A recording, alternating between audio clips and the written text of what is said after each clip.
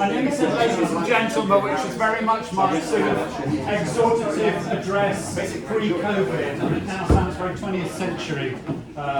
So what shall I use as well to say, instead to say hello to everyone and get people's attention? Is there another phrase I could use? Okay. Welcome back. Okay, I might go with that for the moment. Yeah, okay, well, lovely to see you all.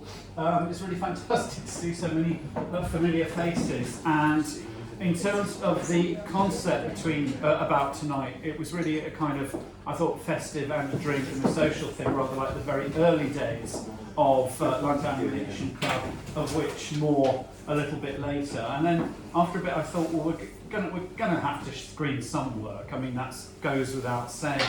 And so I asked a few people, and then I kind of feel I left it a bit late.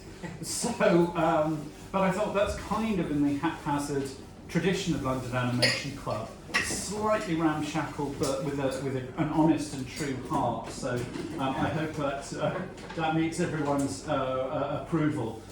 So I thought I'd actually start off with a kind of a PowerPoint presentation, a sort of history of the club. It's all right, it's very, very brief, and you'll see yourselves in it, which is great. And yeah, I've never done anything like this before, but I thought maybe I'll get with the programme. But I've got to tell a story first. On Friday I was fixing mould in my house, and basically we didn't have heating for a while, and one of the bedrooms has two external walls and it's right next to the bathroom. So I was having these big showers and all the steam was going out, and it reminded me of a bit of stand-up routine by Woody Allen. I hope it's okay to quote Woody Allen. It's from 1968, if that makes any difference. And he tells a story about... Well, yeah. But on this occasion I'm going to separate his art from his life.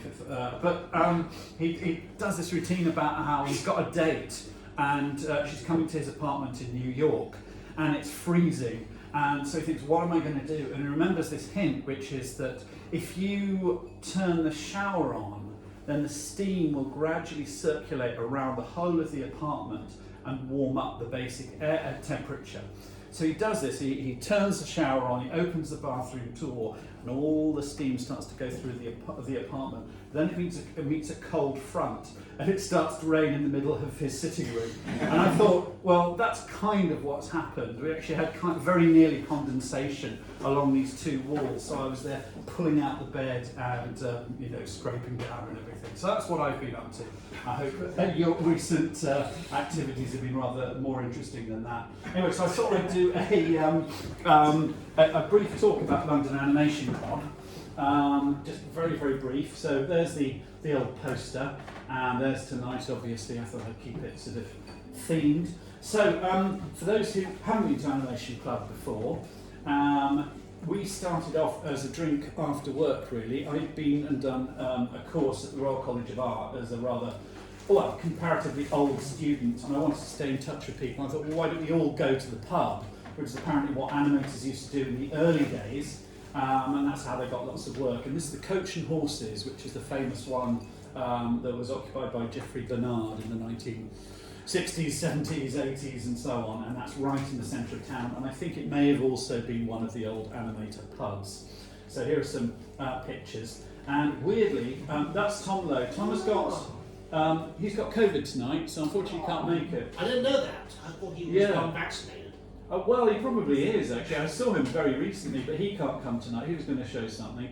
Chris Eels, Will Bishop-Stevens, Aline Helmke, and Vesey, who's surname I can't. Anyway, I'm actually working with Will and Vesey at the moment where I work. Chris Eels used to work in the room next door to us, and Tom has actually visited to do a workshop, so it's kind of anticipated my later life. So I found this and I thought, I didn't know if I'd ever met Vesey before. She's Bulgarian and works at the desk next to me, and then I found documentary proof that I had actually met her. Anyway, this is what the early days of Animation Club looked like. I'd go at 6 o'clock after work and sit there and try to occupy a table. It's always rammed, and then gradually people would move out, and then we'd kind of annex their tables and gradually move until we'd actually got a bit of the corner. Then we got a bit bold and we moved upstairs, and there's Jane Cheadle at the front, who I was hoping was going to come come tonight. Anyone else we recognise? Captain Zip, who's not very well, or I don't know, I think he feels it's too far to come. Oh, Stuart, there you are at the back, on the right hand side. There's Stuart. Anyway, so we moved upstairs and got a bit more ambitious, although we still weren't really playing films apart from some of Captain Zip's sort of slightly specialised Super 8 films, but maybe that's a conversation for a bit later in the evening. Now, then we moved here. We had a stopover in a pub called the Coach and Horses, which is that's the real old animated pub where Bob Godfrey used to fall down the stairs. We were there briefly upstairs, I think, but that didn't really work and we didn't have any screening opportunities. So we moved here, and to begin with there was actually a projector hanging from the ceiling about there, and if you ask Tom Lowe about it, he will remind us how we used to have to balance pots of mustard on top so that it wasn't kind of pissed. So we had that to begin with before having to use a TV screen that was there back in the days when I used to have a DVD player about there, and everything was done on DVD, and it's rather quaint now. And I go around the room and say to people, I say to Ben and Rob, I go, "What you got? What you got? You got anything?" And they sort of hand over DVDs surreptitiously, and I sort of do a screening order, which was basically them on the table, and go through it. It was all very ad hoc, but I think that's part of its charm. And then here are some more photos. There's Kate Jessup on the left-hand side. There's Rob and Vicky. Excellent, yay. She's moved to Brighton, but I'll have more of that later. There's my sister in the middle. Back in those days, I hadn't really discovered the panorama setting on iPhones. I don't even know if it existed at that point, certainly didn't on my phone, so I do these composite pictures. And they took so long to do. God knows how I had the time. I think I was working part-time, shall we say. So I did, for around that period, there are so many of these composite pictures. Then, much more recently, we had, this is just before COVID, so this is February 2020. And this was a group of marvellous Middlesex students who were sitting there. Jonathan Hodgson, who I thought was coming tonight actually, had brought them along. He's the head of animation at Middlesex. And I had lectured them in sort of animation history. And they were a very, very talented bunch, and they brought along some work. Because Jonathan showed some of his stuff, but he brought along his students to show some of their work. And they'd done a collaboration with a charity, and some of these films were absolutely amazing. It was kind of a homeless charity, really amazing. And that's Stephen Quennett talking in the middle, who, well, all of these people are going to go far, but he's the one talking. So that was just before COVID, and that was the sort of the group shot. There's Jonathan in red. That's, I think, the last photo of the last event before COVID, and I put that up as this sort of a sad end to London Animation Club's old days. Then, of course, we moved online. Casra, there you are. Ben, I haven't got my glasses There's on. Andy. Andy Morton. Oh yes, and there's me wearing blue. Anyway, so we get lots of people dropping in at different times. And we went truly transatlantic. We had a man called Tom Sito, who Castra knows. Sito, I beg your pardon, who was the animation director. He animated Roger Rabbit himself and Simba in the original. No, he was a story man. He was a story man. He was also a story man. He He did a number of things, but he was our guest from California, and in a way, at this point, Animation Club expanded or exploded. And somehow we had 20 events in 1 year, and this was kind of normal because I could do a lot of it from my spare room. And I think I'd started to get a little bit agoraphobic because of COVID. And when I did start to come into town again, it was actually really freaky.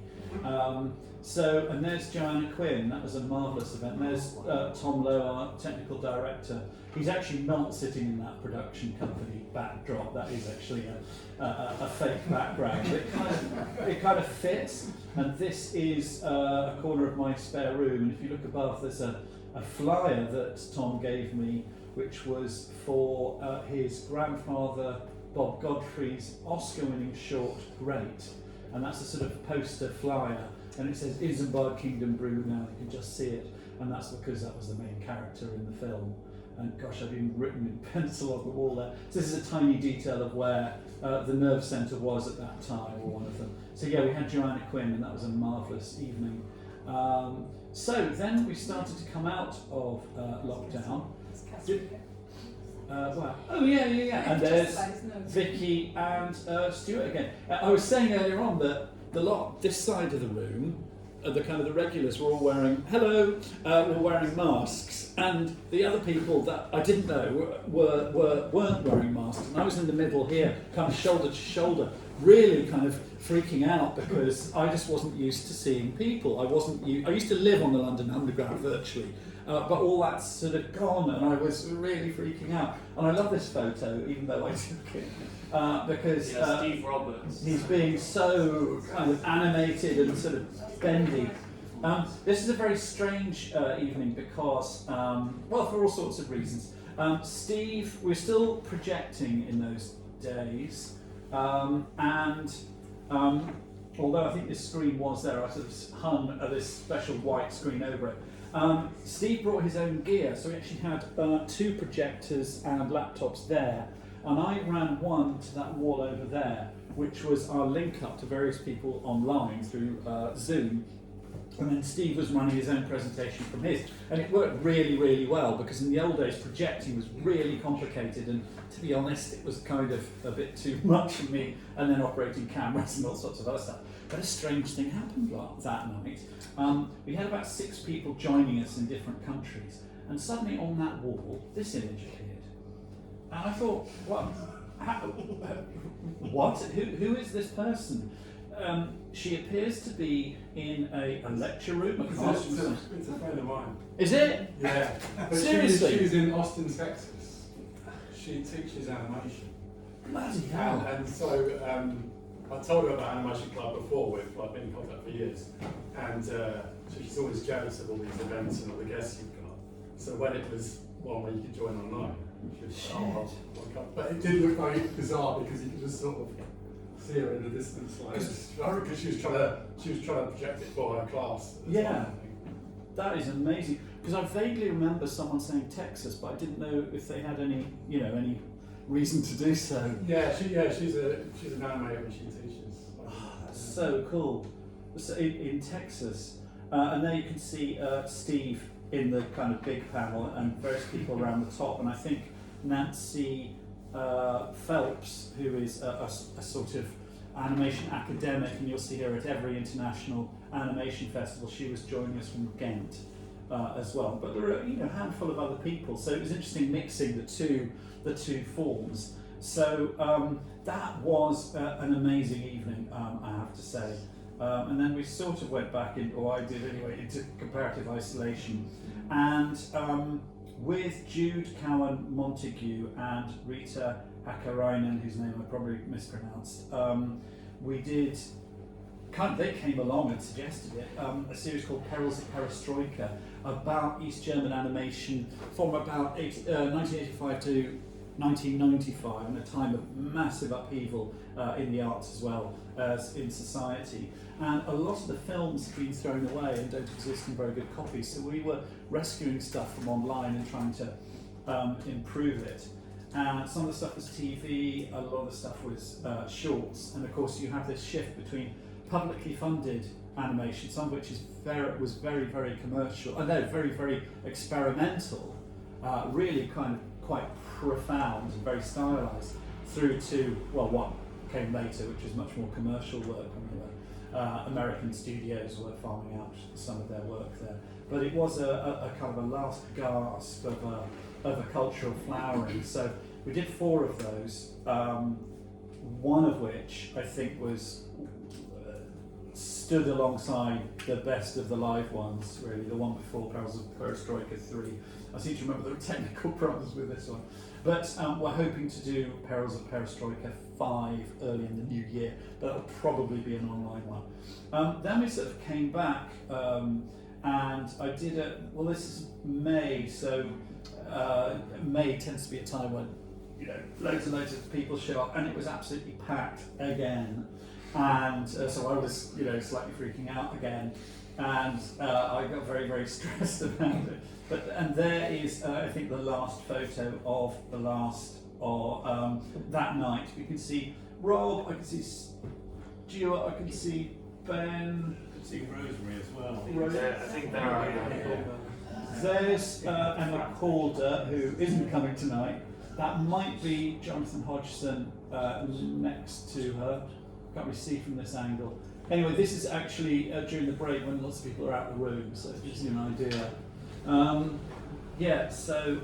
I thought I'd have a news section now. I mean, I'm probably going on a bit. Is this all right? Is this interesting? You mean Henry's cat? Well, yeah, kind of. I thought I'd have a news section of things that are going on. Tom Lowe, who is the sound designer who can't come tonight, is the grandson of Bob Godfrey. And his grandfather, as well as making great rhubarb and custard, made Henry's Cat in the 80s and 90s. And Tom has some original Henry's Cat artwork that he wants to sell. In the picture on the right, that is Bob Godfrey, as drawn by Bob Godfrey. I don't think it looks that much like him, but it gives you some idea. And Henry's Cat artwork is actually quite difficult to find. I don't quite know where I'm going with this, but it's not that easy to find, because I think it comes from the family, or it doesn't come from anyone. So he's been selling it for a few weeks, but should you be interested, have a look online. And he's doing this at Black Friday knockdown thing. So perhaps if you know a family member who likes Henry's Cat, you can surprise them. I actually have a Henry's Cat rocking chair that was given to me by Stan Hayward, who is the writer of Henry's Cat. So if anyone wants a very small rocking chair, let me know. Is he still alive? That writer? Stan is. He's been here several times and talked, and has been absolutely marvellous. Experimental computer animator as well from the early 70s, a real pioneer. So writes Henry's Cat, but he also is behind the supercomputer at Imperial College in about 1972 to 4. It's funny what people end up doing. Emma Calder can't make it tonight. She's got COVID. Oh my gosh. She has a new film called Beware of Trains, which is just doing incredibly well at the moment, winning lots of awards. So very well done to her. Now, Kate Jessup, who is visible in one of those photos, used to come here all the time, screened a huge amount of material, and gave at least 3 solo talks and some mixed talks, and one of the most prolific speakers here. She's moved to Brighton. We're not going to see her as often, sadly, but she set up a kind of Brighton animation club and said to me in an email, "Oh, sorry, I nicked your idea," but as I was saying to Rob earlier, it's not really an original idea, really having a club where you show films. Anyway, she's thriving, and she's also got a film festival that she curates every year, which she's done from scratch. So the deadline is still kind of manageable if you have anything ready. Another thing that happened, this came out of the blue. Beyond Bagpuss, A History of Small Films Animation Studio by Chris Pallant. It's a recent book, and it's probably absolutely charming. Anything to do with Oliver Postgate and Peter Firmin is bound to be. But I think it's got a somewhat academic take, though, so perhaps different to some other books. Anyway, I'm not quite sure how I found this out, but I think a lot of the text is online, and I found that London Animation Club was cited 4 times from the evening he gave. Oh, Rob, there you are again. And there's Amber Beyond, and 2013, an age ago. But there he is. He came along to give a talk. He's the designer of the puppets, the clangers, and so on. Anyway, we got cited 4 times, and then I noticed that it was just above Richard Dawkins' citation for The Selfish Gene. So I thought, well, we're in pretty good company there. And in terms of ideas, I'm always delighted to hear what people have got to say about and suggestions for what to do with London Animation Club, because I think it needs to move forward in some way. It's always nice to have these screenings and social events and so on, and really those are at the heart of it. But I kind of feel it's got to move on a bit and diversify and perhaps have some kind of structure outside of these events, whatever that may be. So I had an idea. In fact, my partner Anna, who's very good at these things, had an idea and suggested, how about a London Animation Club book? Someone else had suggested a DVD, but that's rather sort of retro now, and such a lot of the work is going to be available online, and what's going to happen with the rights and so on, it's not really a goer anymore. So I thought, well, what about a book? And I thought, well, write-ups of the particular events and stuff like that, it's not really going to be a huge, it's not really going to carry into a book. And she said, well, no, how about certain members of the club write a chapter each and have it as a sort of an anthology book? And I thought, now that's starting to get interesting. Hiya. That's starting to get interesting. So I kind of wonder if that has legs. I'd be very interested to hear any suggestions with that.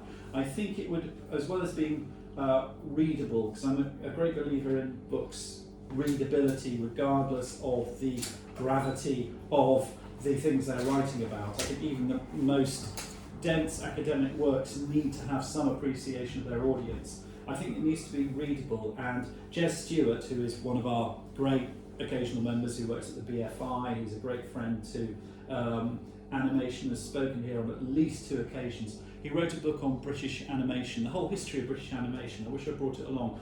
And it is readable, it is a joy, but the level of research is absolutely incredible. And he has found filmmakers which are who are more or less unknown anywhere else. And there are titles of films, many titles of films that simply don't exist anymore. So it's factually interesting, but also he does have a kind of critical line of inquiry and draws a number of conclusions. And I think each chapter, almost each section, could be a book in its own right. So I thought, following that example, it might be interesting to produce a work that is readable but does have some academic importance and a kind of cultural engagement with animation on a world level, and perhaps responds to the wonderful international nature of animation on the International Animation Film Festival circuit.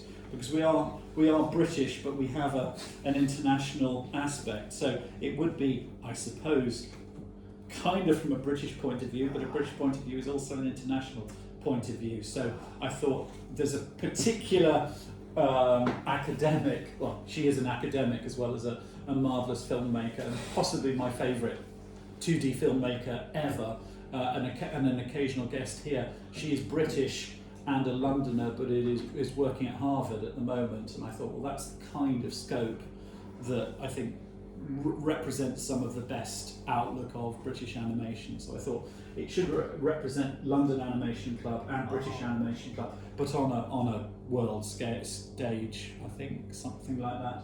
Anyway, so I haven't really got very far with that, apart from the enthusiasm. Here's another thing. It's very early days with this, and I'd rather you didn't sort of publicise this, but I did have an inquiry from an academic. No, an academic suggested this to me, that with all the video material, documentary material, and visual material, that London Animation Club might make an interesting research resource, and suggested I might apply for funding and some sort of grant and work with under the aegis of a university to digitise the old tapes, to extract the video files from various sources and try to turn it into a research resource, which would mean so perhaps students going through each recording and actually finding, sort of cataloguing and time coding useful information. So, for example, Stan Haywood's talk, he was talking about George Dunning, the Oscar winner who made Yellow Submarine, for example, and this is primary research material, I think. He's talking about I can't remember the name of it, but various early films by George Dunning.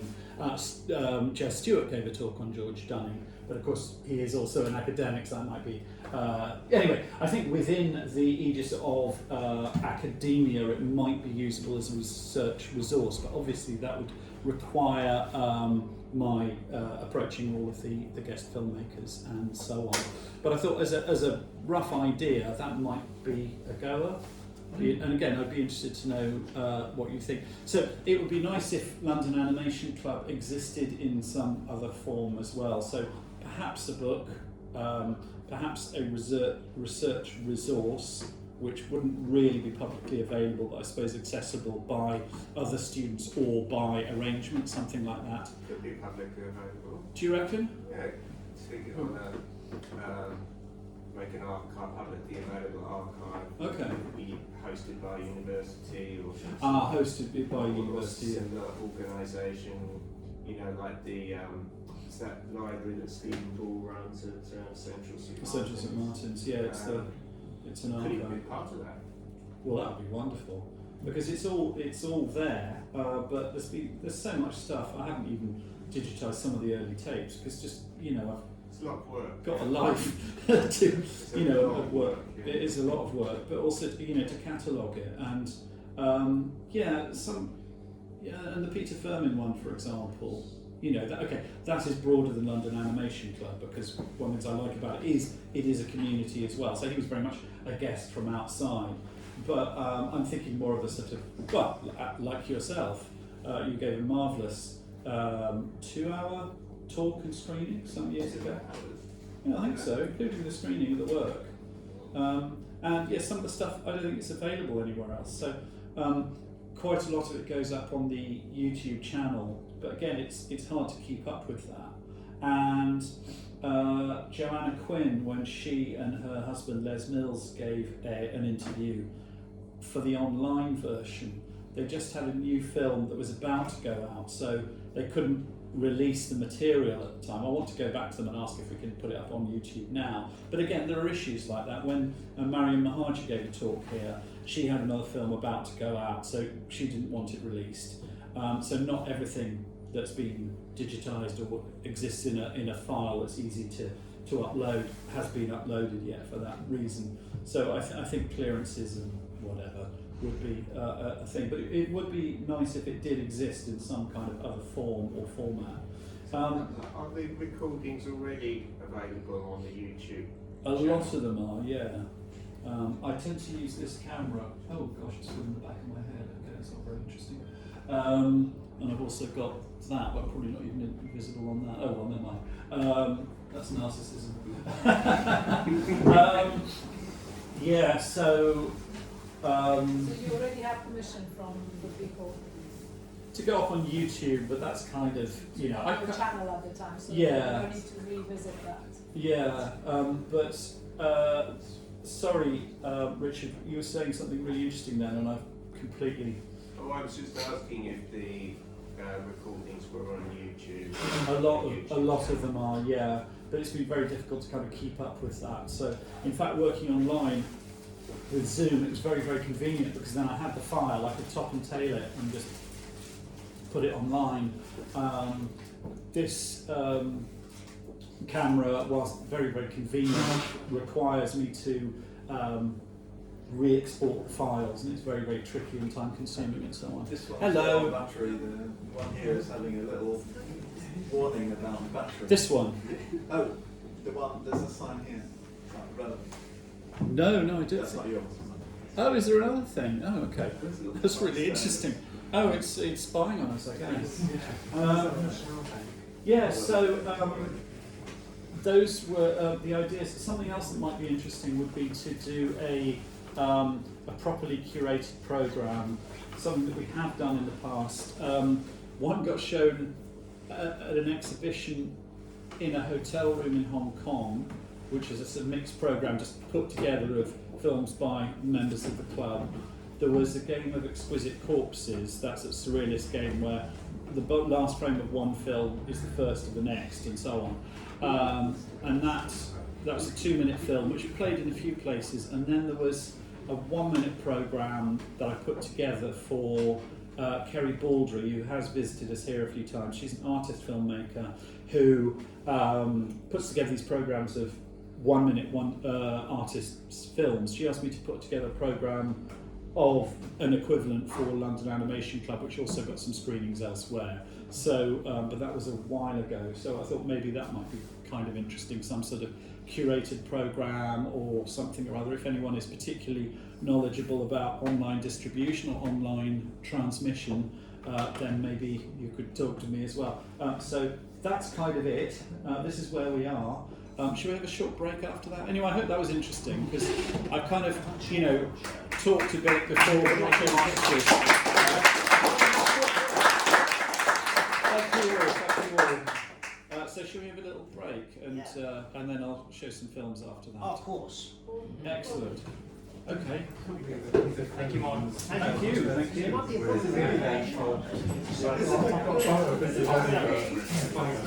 I know you said when you were see the